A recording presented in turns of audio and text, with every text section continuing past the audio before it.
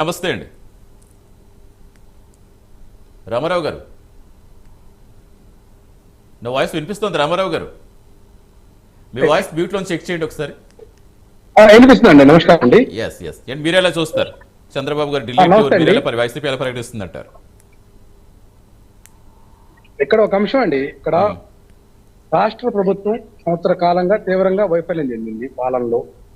రెండవది బడ్జెట్ లో కేంద్ర ప్రభుత్వం మనకు రావాల్సిన వాటాను తీసుకోవడంలో కూడా అడగడంలో కూడా వెనక్కి నోరు రాలేదు.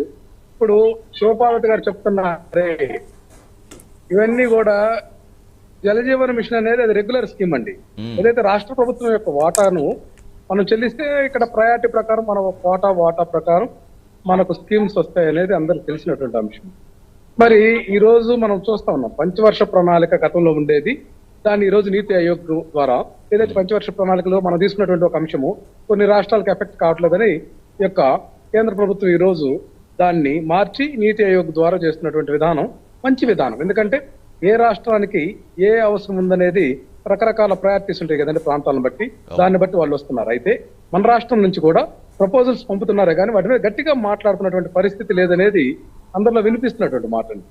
ఇది ఎక్కడా కూడా సాధింపులు ఎక్కడ సాధించినటువంటి ఘనత ఎక్కడా కనిపించట్లేదండి.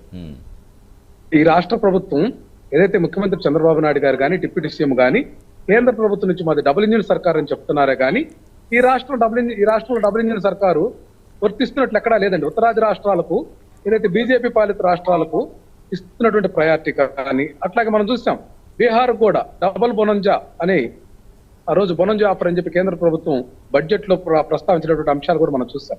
వాటితోటి పోలిస్తే మన రాష్ట్రానికి వచ్చినటువంటి నిధులు కానీ ఆ యొక్క బడ్జెట్ కేటాయింపులు కానీ చాలా తక్కువ లేశమాత్రంగా ఉన్నాయి. దీన్ని సరి చేసుకోవాల్సినటువంటి ఆవశ్యకత ఉంది. ఇంకోటి ఏంటంటే మంత్రివర్గ మార్పు అనేది ఒక అంశం నడుస్తుంది కదండి. దానికోసము చంద్రబాబు నాయుడు గారు ఇది ఎన్డీఏ ప్రభుత్వం కదా, ఆ యొక్క పెద్దల యొక్క పర్మిషన్ కోసం కూడా ఢిల్లీకి ఆయన పర్యటన పెట్టుకుంటున్నాడు అనేటువంటి ఆలోచన విధానం కూడా చాలా మంది వ్యక్తపరుస్తున్నటువంటి అంటే ఆల్రెడీ మీరు చూస్తూ ఉంటారు. అంటే కేంద్ర